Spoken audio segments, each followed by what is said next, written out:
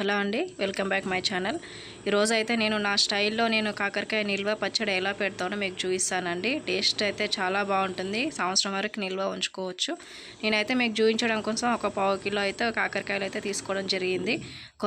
కొలతలతో చేసుకోవాలి కానీ టేస్ట్ మాత్రం చాలా బాగుంటుంది, నిల్వ కూడా ఉంటుంది. మీరైతే ట్రై చేయండి. లాస్ట్కి అయితే పచ్చడి అనేది ఈ విధంగా వస్తుంది. ముందుగా అయితే మనం ఒక కాకరకాయలు కడిగి శుభ్రం చేసుకొని సన్న ముక్కలుగా కట్ చేసుకొని లోపల ఉన్న గింజలు తీసేసుకోవాలండి.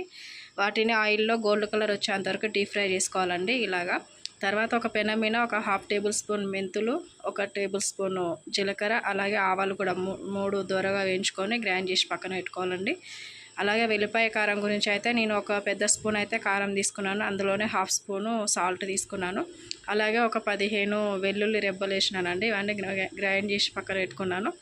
ఇప్పుడు మనం కాకరకాయలో డీప్ ఫ్రై చేసుకున్న ఆయిల్లోనే ఒక స్పూన్ జీలకర్ర, హాఫ్ స్పూన్ ఆవాలు, అలాగే పసుపు, కరివేపాకు, ఎండుమిర్చి, ఎల్లిపాయలు కూడా వేసుకున్నానండి. ఇవన్నీ వేసుకొని వేయించి పక్కన ఆయిల్ కొంచెం చల్లగా అయిన తర్వాత మనం రెడీ చేసి పెట్టుకున్న ఆవాల పొడి, వెల్లిపాయ కారం, కాకరకాయ ముక్కలు బాగా కలుపుకోవాలండి.